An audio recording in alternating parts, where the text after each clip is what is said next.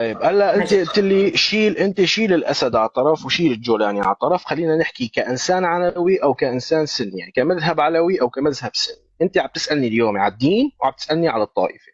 هل شفت بحياتك انت بمقصد في كلامك مشان نحطها هيك على طبق من ذهب او نحكيها على مشرمحي انه يا اخي السني ممكن يفوت على الكنائس يدمرها، لكن انت بعمرك شفت علوي فات على الكنيسه يدمرها؟ طب سجل عندك هاي المعلومه وتعلمها.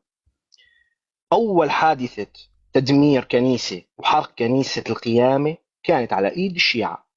السنة ما عملوها، بس الشيعة عملوها أيام الفاطميين. راحوا وضيقوا على المسيحيين، أجبروهم إنه يلبسوا لباس مختلف، أجبروهم ينزلوا على الشارع. لما واحد مسلم شيعي يمشي على الرصيف لازم المسيحي ينزل بالشارع، وحرقوا كنيسة القيامة. وبسبب هاي الحادثة واتخذوها وقت الصليبيين الحجة إنه هن يهجموا على القدس ويخلصوها من المسلمين.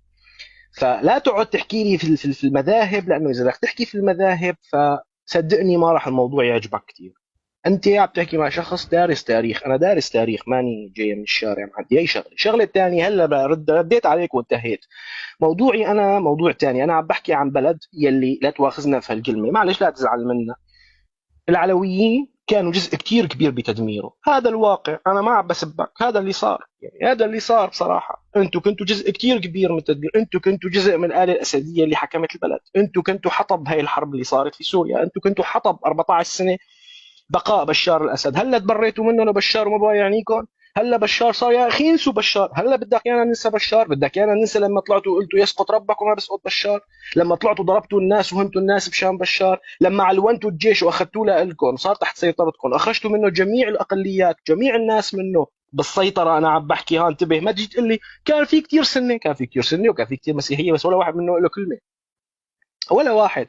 اعطيك هلا رؤساء الامن العسكري في سوريا من اول ما تشكل لهلا كلهم علويه، كلهم كانوا علويه.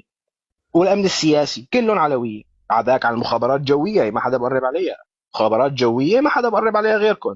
فلا تقعد تقول لي الله يخليك يطلع واحد يقول لي نحن اخوه ونحن ايد وحده وبعمرك شفت مشكله بين علوي ومسيحي. اللي عم يحكي معك انسان وطني مسيحي بس وطني، بيعنيه وطن يلي انت ما بيعنيك. والدليل هلا بعد ما راح بشار الاسد وما ضليتوا بالسلطه صار بدكم اقليم، صار بدكم تحكموا حالكم بحالكم. احكموا حالكم بحالكم، بس بعد ما تتحاسبوا، بعد ما نحاسب المسيء منكم والغلطان منكم، سلمونا المسيئين عندكم مشان نحاسبهم. في عندنا كثير عالم راحت، في عندنا شهداء، في عندنا بلاد اتدمرت. مين قصف حلب بالطيران؟ مين قصف الشام بالطيران؟ مين قصف حمص بالطيران؟ ولا انه كان عندهم طيران؟ لكن طيارين كانوا علويين. فلا تقعد بيض علي الله يوفقك. انا ما عندي مشكله مع مذهبك، على هو تعبد المفتاح، ايش بدك عبود؟ انا بالنتيجه ما بيعني لي. انا بالنسبه لي ديني مكشوف ما مخبى بالاخير.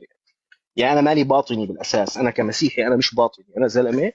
السيد المسيح بالنسبه لي هو واضح، كتابي واضح وكل شيء واضح. لكن لما انت اليوم تقعد عم تنتقد السنه بشكل ما او باخر، انه شوف السنه هن من كويسين نحن احسن منهم. سوريا على ايام حكم السنه قبل ما يجي حافظ الاسد كانت جنه، كان فيها برلمان، كان فيها تعدديه حزبيه، كان حتى النساء ينزلوا بالجيب بالشارع. اذا هذا هو مقياسك للتطور والحضاره فانا عم بشرح لك اياه.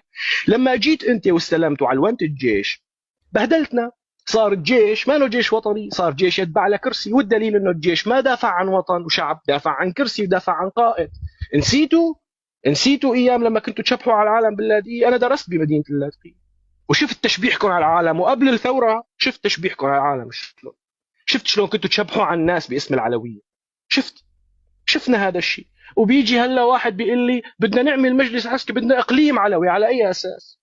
نحن اذا بنحسب هلا بالعدد والتعداد نحن المسيحيه اكثر منكم، نحن بحق لنا نحكم الاقليم، ليش انتم لا تحكموا؟ على اي اساس؟ يعني انتم اليوم متخيلين انه انتم قادرين في شخص سوري عاقل بيسلمكم تجربه حكم بعد اللي صار؟ يعني انا ما عم بستوعب انتم شلون عم تقدروا تطالبوا في هذا الموضوع.